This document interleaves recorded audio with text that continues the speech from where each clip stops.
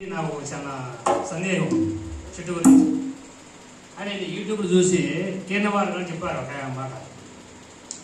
యేసు పుట్టిన తర్వాత ఆయన ఇజ్రాయెల్లో కూర్చొని ఆ సిరియా దేశం నుంచి పిలిచాడు అందరినీ. వాళ్ళంతా బాగా ఉండేవాళ్ళు. ఎవరని? చెట్లు. మన సైడ్ ప్రజలు. ఆయన చెట్టు పిలిచినప్పుడు ఒక్కొక్క చెట్టు వచ్చి పూలన్నీ ఆయన పూర్తిగా కోస్తూ వస్తున్నాయంట. ప్రతి ఒక్క చెట్టు కూడా లాస్ట్ చెట్టు అక్కడ తన దగ్గర ఉండిందంట. అక్కడ ఏమమ్మా మీరు రాలేండి? అయ్యా నీకు మీరు రాలే, నా దగ్గర ఏం లేదు. మరి నా పరిస్థితి ఏంటంటే ఆయన ఒక మాట చెప్పాడు, నీకే ఆశీర్వాదమ్మా, నువ్వు ఎప్పుడైతే నా దగ్గరే ఉంటావనేసి ఆ చెట్టు స్థలాన్ని చూసుకొని ఇలాంటి పేద చెట్టు అని నాకు ఒక సందేశం. మరి ఒక పాట పాడుకుంటాం. చెట్టు ఎవరో? పేద చెట్టు. అలాంటి వాళ్ళు. హలో లియా, ఒక పాట పాడుకున్నాం. రచ్చకోడుదయించి నాడట మన కొరకు బరమా, రచ్చకోడుదయించి నాడట, రచ్చకుండుదయించి నాడట, రచ్చకుండుదయించి నాడు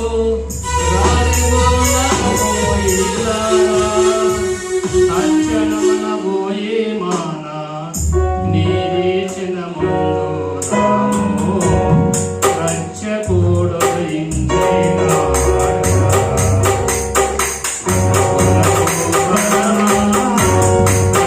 రచ్చకూడదయించే దావీదు వంశములో ధన్యుడు జన్మించినాడు, దావీదు వంశములో ధన్యుడు జన్మించినాడు.